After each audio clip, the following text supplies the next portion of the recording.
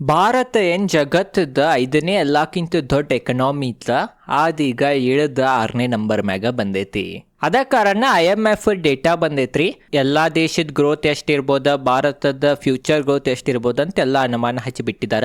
ಅದ ಕಾರಣ ಆ ಡೇಟಾ ಬಗ್ಗೆ ಸರಳವಾಗಿ ಡೀಟೇಲ್ದಾಗ ನಾವು ತಿಳ್ಕೊಳ್ಳೋಣ. ಆಮ್ಯಾಗ ಇವತ್ತು ಭಾರತದ ಮಾರುಕಟ್ಟೆ ಪರ್ಫಾರ್ಮೆನ್ಸ್ ನೋಡೋಣ. ಮತ್ತೊಂದನ್ನು ಕೆಲವೊಂದು ಯುದ್ಧದ ರಿಲೇಟೆಡ್ ಒಳ್ಳೆ ಸುದ್ದಿಗಳು ಬರತ್ತವ. ಅದ ಕಾರಣ ಆ ಒಳ್ಳೆ ಸುದ್ದಿಗಳನ್ನು ಇವತ್ತಿನ ವಿಡಿಯೋನಾಗ ನಾವು ಕವರ್ ಮಾಡೋಣ. ಫಸ್ಟ್ ನಾವು ಇದೇನು IMF ಡೇಟಾ ಬಂದೈತಿ, ಭಾರತದ ಆರ್ಥಿಕತೆ ಕುಸದೈತಿ ಅಥವಾ ಏನ್ 5ನೇ ನಂಬರ್ ಮ್ಯಾಗ ಮೊದಲಿತ್ತು 5th ಲಾರ್ಜೆಸ್ಟ್ ಎಕನಾಮಿ ಏನಿತ್ತು ಅದು ಕುಸದೀಗ 6th ಲಾರ್ಜೆಸ್ಟ್ ಎಕನಾಮಿ ಆಗೈತಿ. ಅದ ಕಾರಣ ಅದರಿಂದ ಕಾರಣಗಳೇನ ಅಂತ ಎಲ್ಲ ಡೀಟೇಲ್ದಾಗ ತಿಳ್ಕೊಳ್ಳೋಣ. ನೋಡ್ಬೋದ ಭಾರತ UK ಹಿಂದಕ್ಕೆ ಹೋಗಿತ್ರಿ, ಬಟ್ ಈಗ ಮತ್ತೆ UK ಮುಂದೆ ಹೋಗಿ ಭಾರತ ಹಿಂದೆ ಬಂದೈತಿ. ಆದ್ರೂ ಸಹ ಎಕನಾಮಿ ಕುಸದೈತ್ ಭಾರತದ, ಬಟ್ ಗ್ರೋತ್ ಏನ್ ಕುಸದಿಲ್ಲ.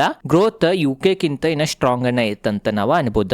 ನೋಡ್ಬೋದು ನೀವು ಭಾರತದ 2025-26ನೇ ಹಣಕಾಸಿನ ವರ್ಷದ ಭಾರತದ ನೈಜ GDP ಬೆಳವಣಿಗೆ ನಾವು ನೋಡ್ರ 6.5ದಿಂದ 7.6% ಇರ್ಬೋದಂತ ಅನುಮಾನವನ್ನ ಹಂಚಿದಾರ ಅಥವಾ ಅಂದಾಜವನ್ನ ಹಚ್ಚಿದಾರ. ಮತ್ತ ಫೈನಾನ್ಷಿಯಲ್ ಇಯರ್ 26ನಾಗ ಭಾರತದ ಗ್ರೋತ್ 6.5% ಇರ್ಬೋದಂತ ಅನುಮಾನ ಹಚ್ಚಿದಾರ.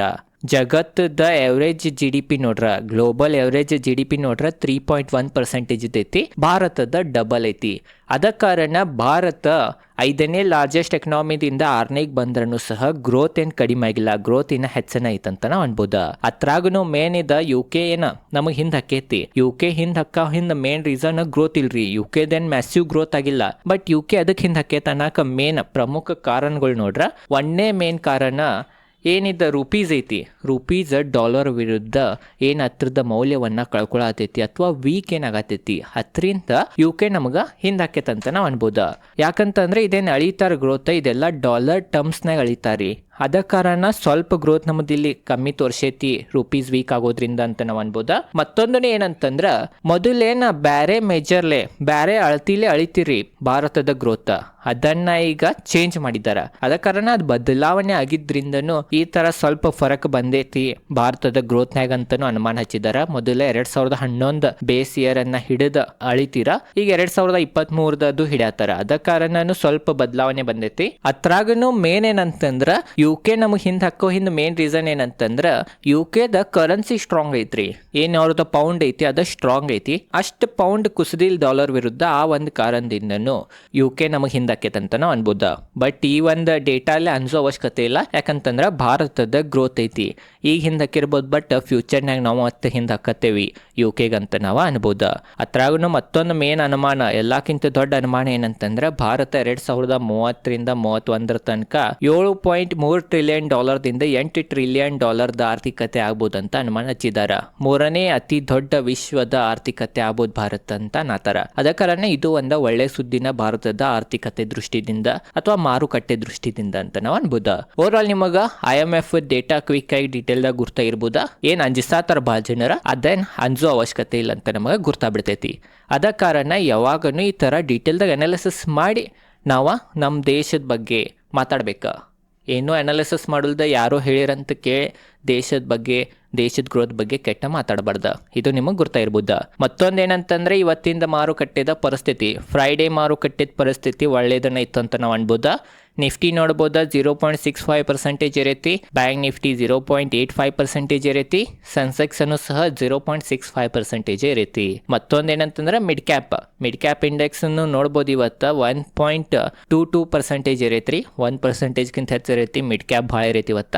ಸ್ಮಾಲ್ ಕ್ಯಾಪ್ ಸಹ 1.48% ಇರೈತಿ. ಸ್ಮಾಲ್ ಕ್ಯಾಪ್ ಮಿಡ್ ಕ್ಯಾಪ್ ಭಾಳ ಇರಿದಾವ ಇವತ್ತ. ಲಾರ್ಜ್ ಕ್ಯಾಪ್ಗಳು ಅಷ್ಟು ಇರಿಲ್ಲ. ನಿಫ್ಟಿ, ಬ್ಯಾಂಕ್ ನಿಫ್ಟಿ ಮತ್ತು ಸೆನ್ಸೆಕ್ಸ್ ಅಷ್ಟು ಇರಿಲ್ಲ ಅಂತ ನಾವು ಅನ್ಬೋದು. ಆದ್ರೂ ಸಹ ಗ್ರೀನ್ ಅನ್ನ ಇದಾವ. ಅದ ಕಾರಣ ಓವರ್ ಆಲ್ ನಿಮ್ಮ ಪೋರ್ಟ್ಫೋಲಿಯೋನೇ ಇವತ್ತು ಹಸಿರದಾಗನೇ ಇರ್ಬೋದ. ಬಟ್ ನಿನ್ನೆ ಅಷ್ಟು ಹಸಿರೇನು ಇರಂಗಿಲ್ಲ, ಯಾಕಂತಂದ್ರೆ ಇವತ್ತು ಕೆಲವೊಂದು ಸೆಕ್ಟರ್ಗಳು ಅಷ್ಟು ಪರ್ಫಾರ್ಮ್ ಮಾಡಿಲ್ರಿ. ಅತ್ರ ಮೇನ್ ಸೆಕ್ಟರ್ ಯಾವ್ದಂತಂದ್ರೆ IT ಸೆಕ್ಟರ್. IT ಸೆಕ್ಟರ್ ಇವತ್ತು ನೆಗೆಟಿವ್ನ ಐತಿ, 0.02% ಬಿದ್ದೈತಿ. ಆದ್ರೂ ಸಹ ಭಾಳ ನೆಗೆಟಿವ್ ಐತಂತ ನಾಕ್ ಬರಂಗಿಲ್ಲ.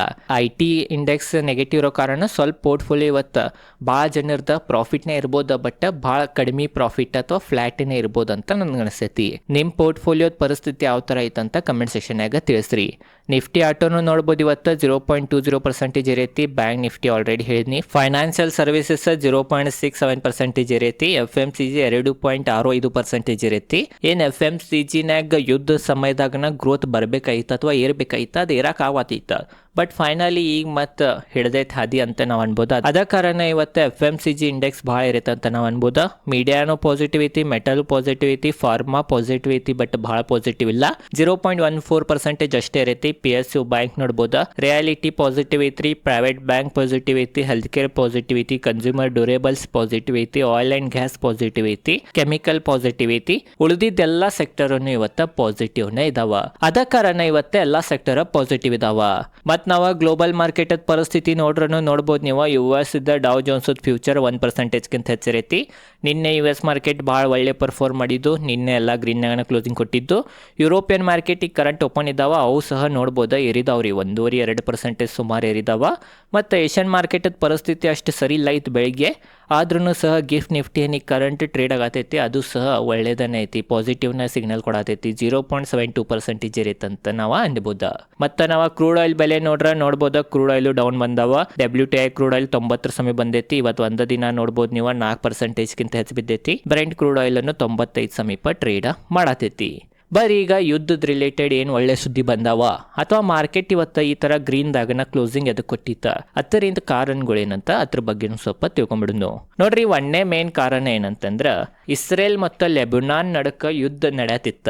US ಮತ್ತು ಇರಾನ್ ನಡಕರೆ ಸೀಸ್ ಫೈರ್ ಹಚ್ಚಿರ, ಕದನ ವಿರಾಮವನ್ನು ಹಚ್ಚಿರ. ಬಟ್ ಇಸ್ರೇಲ್ ಮತ್ತು ಲೆಬನಾನ್ ನಡಕ ಯಾವುದು ಕದನ ವಿರಾಮ ಅಥವಾ ಸೀಸ್ ಫೈರ್ ಅನ್ನ ಹಚ್ಚಿರ್ಲಿರ. ಫೈನಲಿ ಅಲ್ಲಿನೂ ನಿನ್ನೆ ಹಚ್ಚಿರಿ. ನೋಡ್ಬೋದು ನೀವು, ಇಸ್ರೇಲ್ ಮತ್ತು ಲೆಬನಾನ್ ನಡಕನು ಸೀಸ್ ಫೈರ್ ಹಚ್ಚಿದಾರ. 10 ದಿನದ ಕದನ ವಿರಾಮವನ್ನ ಹಚ್ಚಿದಾರ. ಇದ ಆಫ್ಟರ್ 34 ಇಯರ್ಸ್ಲಿ ಹಚ್ಚಿದಾರಂತ್ರಿ. 34 ವರ್ಷ ಆತ ಅಲ್ಲಿ ಕದನ ವಿರಾಮ ಸೀಸ್ ಫೈರ್ ಅನ್ನ ಹಚ್ಚಿರಕಿಲ್ಲ ಇರ. ಬಟ್ 34 ವರ್ಷಲಿ ಹಚ್ಚಿದಾರಂತಂದ್ರೆ ನೀವು ತಿಳ್ಕೊಬೋದು ಇದು ಯಾವ ತರ ಒಳ್ಳೆ ಸುದ್ದಿ ಆಗ್ತೈತಂತ. ಅದ ಕಾರಣ ಮಾರ್ಕೆಟ್ ಇವತ್ತ ಪಾಸಿಟಿವ್ ರಿಯಾಕ್ಷನ್ ತೋರಿಸಿದಾವ. ಅತ್ರಾಗೂ ಮೇನ್ ಡೊನಾಲ್ಡ್ ಟ್ರಂಪ್ ಅವ್ರ ಮೀಡಿಯಾ ಮುಂದೆ ಕೆಲವೊಂದು ಒಳ್ಳೆ ಹೇಳಿಕೆ ಕೊಟ್ಟರು ಯುದ್ಧದ ಬಗ್ಗೆ. ಅತ್ರ ಒಂದೇ ಮೇನ್ ಹೇಳಿಕೆ ಏನಂತಂದ್ರ US ಮತ್ತು ಇರಾನ್ ನಡಕ ಎರಡನೇ ಏನ್ ಮಾತುಕತೆ ಐತಿ, ಇದ ವೀಕೆಂಡ್ ಆಗೋ ಸಂಭಾವನೆ ಭಾಳ ಹೆಚ್ಚೈತೆ ಅಂತ ಹೇಳಿರ. ಅದೇನು ಆಗ್ತೈತೋ ಬಿಡ್ತೈತೆ ಎರಡನೇ ಮಾತು, ಬಟ್ ಆಗ್ಬಹುದು ಅಂತ ಹೇಳಿದಾರ. ನೋಡ್ಬೇಕಾಗ್ತೈತೋ ಇಲ್ಲೋ ಅಂತ. ಮತ್ತೊಂದನೇ ಹೇಳಿಕೆ ಏನಂತಂದ್ರ ಯುದ್ಧ ಬೇಗನ ನಿಲ್ಬಹುದಂತನೂ ಹೇಳಿಕೆ ಕೊಟ್ಟಾರ. ಅದ ಕಾರಣ ಇವೆರಡು ಹೇಳಿಕೆಗಳನ್ನ ಭಾಳ ಪಾಸಿಟಿವ್ ರೀತಿಯಿಂದ ತಗೊಂಡೈತಿ ಮಾರುಕಟ್ಟೆ. ಆ ಒಂದು ಕಾರಣದಿಂದನೂ ಮಾರುಕಟ್ಟೆ ಇರೈತಂತ ನಾವು ಅನ್ಬೋದ. ಬಟ್ ಇವ್ ಡೊನಾಲ್ಡ್ ಟ್ರಂಪ್ ಅವ್ರದ್ದು ಹೇಳಿಕೆಗಳಿದಾವ, ಎಷ್ಟು ಖರೆ, ಎಷ್ಟು ಸುಳ್ಳು, ಎಷ್ಟು ನಂಬೇಕು, ಎಷ್ಟು ಬಿಡ್ಬೇಕಂತ ನಮಗೆ ಗುರ್ತಿಲ್ಲ.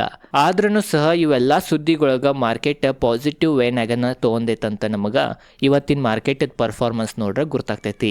ಓವರ್ ಆಲ್ ಇದೇ ಇತ್ತ ಈ ವಿಡಿಯೋನಾಗ ನಿಮಗೆ ಡೀಟೇಲ್ದಾಗ ಗುರ್ತಾಗಿರ್ಬೋದು ಅಂತ ನನಗನ್ನಿಸ್ತೈತಿ. ನಿಮಗೇನು ಅನಿಸ್ತೈತಿ ಯುದ್ಧದ ಬಗ್ಗೆ ಅಂತ ಕಮೆಂಟ್ ಸೆಕ್ಷನ್ನಾಗ ತಿಳಿಸ್ರಿ. ನಿಮ್ಮ ಪೋರ್ಟ್ಫೋಲಿಯೋ ಎರೇತು ಬಿದ್ದಿತ್ತು ಅಂತ ಅದ್ರ ಬಗ್ಗೆನೂ ತಿಳಿಸ್ರಿ. ನಿನ್ನೆ ಒಂದು ಭಾಳ ಒಳ್ಳೆ ವಿಡಿಯೋನ ಹಾಕಿನಿ. ಅದ ಕಾರಣ ಆ ವಿಡಿಯೋನ ಒಟ್ಟ ಮಿಸ್ ಮಾಡ್ಕೋಬೇಡ್ರಿ ಒಬ್ಬರು ಹೂಡಿಕೆದಾರರಾಗಿ. ಅದ ಕಾರಣ ಈ ವಿಡಿಯೋ ಮುಗಿಯನ್ನ ಆ ವಿಡಿಯೋನ ಹೋಗಿ ನೋಡ್ರಿ. ಇದೈತಿ ಇವತ್ತಿನ ಈ ವಿಡಿಯೋ ಹೆಂಗೆ ಅನ್ಸಿತ್ತು ಅಂತ ಕಮೆಂಟ್ ಸೆಕ್ಷನ್ನಾಗ ತಿಳಿಸ್ರಿ. ಇದೇ ಥರ stock market related, financial related ಕನ್ನಡದಾಗ ವಿಡಿಯೋ ಮಾಡ್ತಿರ್ತೇನೆ ಸರಳವಾಗಿನ. ಅದ ಕಾರಣ ಸಬ್ಸ್ಕ್ರೈಬ್ ಮಾಡಿರಿ. ಧನ್ಯವಾದಗಳು.